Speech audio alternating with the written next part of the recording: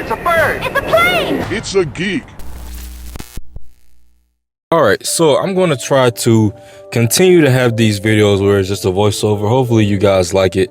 But yeah, so officially, DCU's Superman is performing better than Marvel's Fantastic Four. Now, Marvel's Fantastic Four had a pretty significant drop, and to be honest, it was enough to cause some alarms for us Marvel fans and really the outside people as well. I think the main thing going on right now with Marvel is going to be the perception of, is Marvel falling off?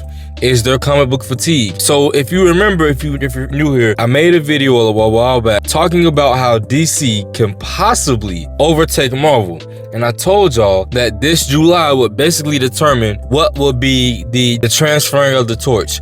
Would it be DCU overtaking Marvel, or would it be Marvel staying its place and staying the king of the comic book movies? This is in the slate. But we need the next Thunderbolts, all that crap. Captain America 4, all that. We need those next 4 or 5 movies to be bangers. They don't have to be $1 billion at the box office, but they need to at least hit 650 million, 700 million or better. All of them. Then we can actually start saying Marvel is back. But if you have a situation where Fantastic Four hits like what, $1 billion, 700, 800 million, and then Superman hits like 1.5, you will be aware that the shift might be starting to happen. And I'm here to prove and here to say, if you are a Marvel fan, really, if you're a Marvel fan, you should just like comic book movies in general. But if you are a Marvel fan and you're one of those people who, oh, I hate DC, I hate this, you should be startled, because yes, DC is going to start taking over Marvel. It is about to happen. Now, there could be a lot of reasons for this shift, a lot of reasons for this change. And here's one thing, right? I know a lot of us moviegoers, we like to talk about profitability, and we like to talk about if one movie makes more money, it's better than the other movie. I'm gonna be honest with y'all. Did I think Superman was better than Fantastic Four? No, not at all. Fantastic Four was better written for me, had more interesting characters for me, and it was overall, to me, a better, well put together movie. But I can kind of sense that Marvel lost its trust with their fan base. They lost their trust because in that time, in the COVID era, when everyone was mostly about release, and put out content, they've basically lowered our expectations because they were producing boo-boo and boo-boo, hit right here, boo-boo, and then another hit. So that's what happened. If you want to also take into account that Fantastic Four, the IP of Fantastic Four, hasn't had the best track record, all right? Hasn't had the best track record. You have a team that doesn't really have the best track record. You combine that with the losing track record of Marvel. For a movie like Fantastic Four, which should do probably 700 million, it's probably gonna crack 500 million mark, 600 million. If that, it's not gonna do 800 or any other numbers that this same movie could have done years ago. Now, I also want to touch on this, and I'm not giving the slide. I'm not saying all these excuses just because I'm a Marvel fan and Going to the movies is just simply more expensive than it was 10 years ago. It just is. Now, there's a lot of reasons for that.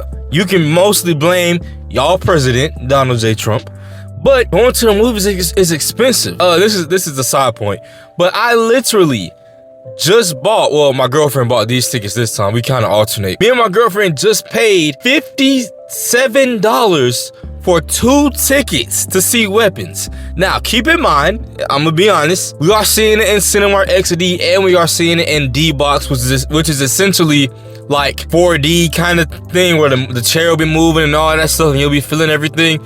So that's why it's that expensive. That same ticket probably would have been $6 cheaper 10 years ago. So my point is, everything's becoming more expensive. People aren't wanting to go to the movies. And when you add that up with the track record of Marvel, when you add that up with the track record of Fantastic Four, you get what you saw this last July, which is Fantastic Four probably being the worst performing blockbuster out of Jurassic World and Superman. Here's the things that Superman had going for it. One, it had James Gunn. Now, y'all know how I feel about James Gunn, but James Gunn is coming off of a movie in Guardians of the Galaxy Volume 3, which people were saying was the best movie since Endgame. Now I told y'all we gotta stop saying the best movie since Endgame thing, because Endgame came out 7-8 years ago. Doing a lot of movies, we can start using that as a criteria to rank if something's good or not. James Gunn was coming off that success of a movie, and you have a well-known IP that everyone likes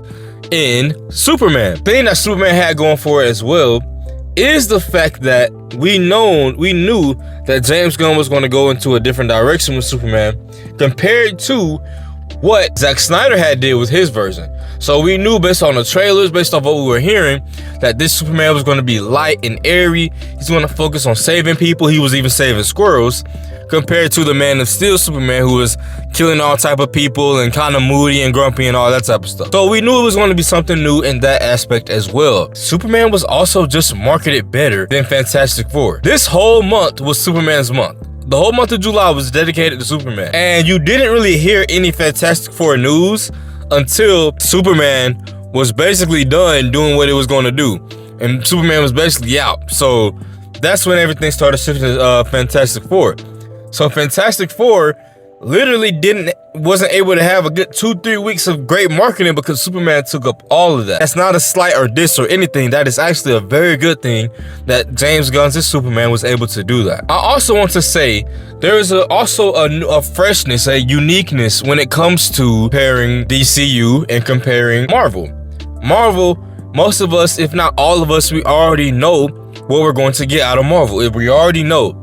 That's why Marvel is also going to be rebooting in the next few years. That uniqueness, that freshness, that ambiguity of DCU is one of the things that makes it alarming and charming, is because we don't know how the DCU will be. We don't know how they're going to navigate that. So that also brought a lot of interest in, because a lot of people missed that wave of when the MCU was at the peak of its powers. They missed the initial jump with Iron Man and all that. They kind of caught on at like phase 3 or whatever. So they kind of caught on late. So you're going to have a lot of people who's trying to do the same thing, except they want to catch on early, and they want to, for any of the big stories that DCU might tell, Crisis on Infinite Earths or any Justice League story or anything that's big or like Infinity War level, they want to tell those stories, and and viewers want to be able to say, yo, I was there from the beginning to watch this movie, and now I can actually finally play it off. One more other thing that was going bad for Marvel is the narrative that you have to do homework to know everything that's going on. Now, here's the funny part about this. This narrative can apply to Marvel and it can apply to DCU, because James Gunn already announced that you're going to have to watch DCU Peacemaker to know what happens in Supergirl and all these other movies. Just like some of these movies in the MCU, you have to watch some of these shows. Spider-Man Brand New Day comes out this time next year. It's already confirmed you'll probably have to watch the Punisher special to even know why Punisher is even in the vicinity, why he's meeting up with Spider-Man, this, that, and the third. So there's that going for it as well. What do you all think? Do you all think that it is an actual turning of the guard? Do you think that we are starting to see a shift where the DCU can possibly be more popular and overtake the MCU? I'm gonna say this before I end it. We need to focus more on enjoying both. And I know a lot of people are gonna say, don't compare, don't compare. Comparing is what makes both of these companies be better, because finally Marvel has a real rival and DC obviously has a rival in Marvel. So they're kind of going to have to compete and outdo one another to make quality movies. Now here's the best part about that. No one loses in this situation. Only winners, especially if you're a viewer. We win every time they go against each other, because every time the quality of movies get better and better. So for everyone who's saying don't compare, we can compare. Don't be one of those people. But that's all I got for y'all, man. If you love the video, like the video. If you don't love the video, let it on the road to 500 subscribers. I appreciate it. If you like my content, share my content. Without further ado, I'm out. Peace.